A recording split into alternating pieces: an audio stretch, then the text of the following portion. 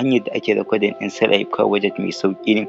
Za mu zo wannan menu button ɗin na biyu, gashi nan mun yi clicking ɗin wurin sale, za mu zo mu clicking ɗin wurin new sale, wannan button ɗin za mu sa sunan customer ɗin da ya mana siyayya, gashi nan shi step na farko. Step na biyu, method ɗin da ya mana, shin bank transfer ya bamu kuɗin da ya sai kayan namu ko kuma cash ya bamu, za mu zaɓa. In bank transfer ne za mu danna bank transfer, in kuma cash ne za mu zaɓi cash, amma mu za mu bar shi a bank transfer.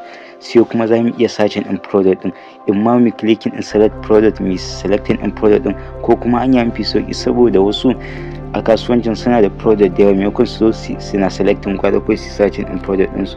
Da misali zan zo ne searching ɗin product ɗina na logo ɗina, bacin na yi clicking kan logo ɗina sai in zo na danna alamar plus ɗin nan. A nan shine gashi na ya nuna mun product ɗina wanda na saka jiya, ga product ɗin ga kuma available ɗinsu guda 30 ne. Gashi idan ina clicking ɗin sa yana nan with product ɗina da aka siya, biyu aka siya, uku aka siya, ko wani aka siya, zan zo ne clicking kawai na saka. Idan kuma product guda biyu ne aka haɗa aka siya da sauransu, shi ma still zan zo na zo ne koma wurin searching ɗin, zan zo ne searching ɗin another product ɗin, gashi nan ya daga fito mun, shi ma sai na danna plus. Shi ma idan wani product ɗin guda biyu aka siya da sauransu, a cewa ina su ne product ɗin da aka siya. In bacin na riga da na gama saka quantity ɗin da mutumin ya siya product ɗin, abin da zai na ƙarshe shine kawai zan zo ne, gashi yana mun cewa abin da product ɗina, gashi nan abin da zan samu 1,600 expectation profit kenan.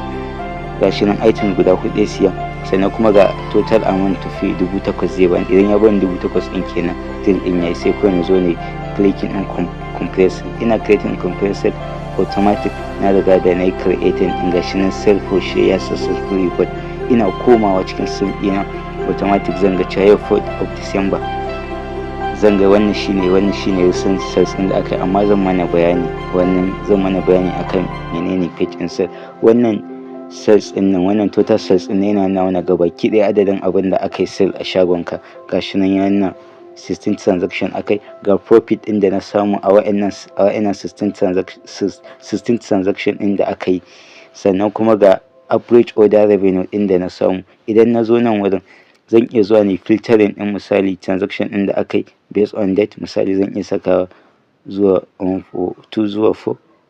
Ina zo ni clicking, ina filtering, sai nuna min gabaki ɗaya iya transaction ɗin da aka yi based on wannan date ɗin nan da ne. Gashi nan transaction ɗin da aka yi based on wannan date ɗin da ne, za mu ga cewa transaction ne guda ɗaya aka yi daga watan 4, daga watan 1 zuwa watan 4 transaction ɗaya mun kai, wannan kenan.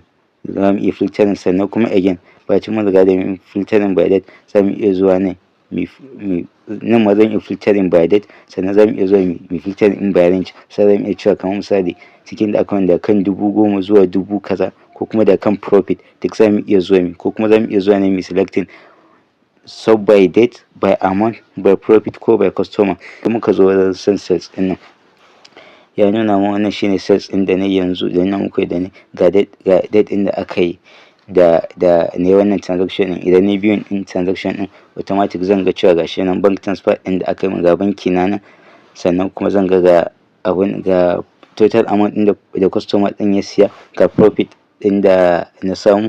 Wannan total amount abin da customer ɗina ya biya a product ɗin da ya siya, sannan kuma ga ribar da na samu, sannan ga item guda 4 ya samu, sannan kuma ga profit ɗin da na samu, sannan waɗannan su ne items ɗin da ya siya. Ga su nan zan riga da zan ga hoton su.